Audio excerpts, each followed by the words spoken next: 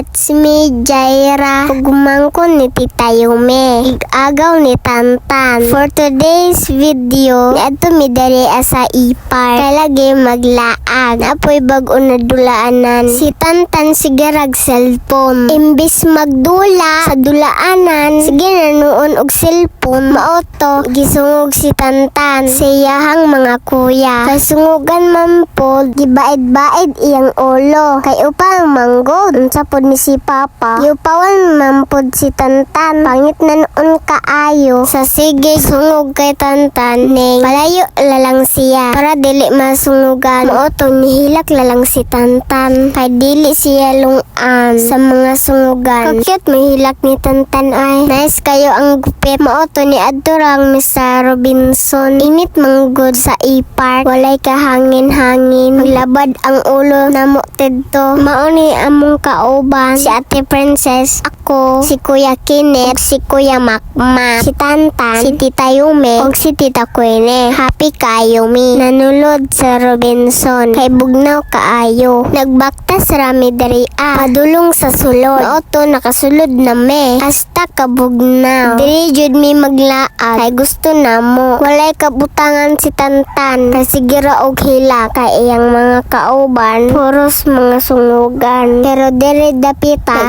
Nag-smile na si Tantan. Kay nakasakay og elevator. Happy na siya. Sana all.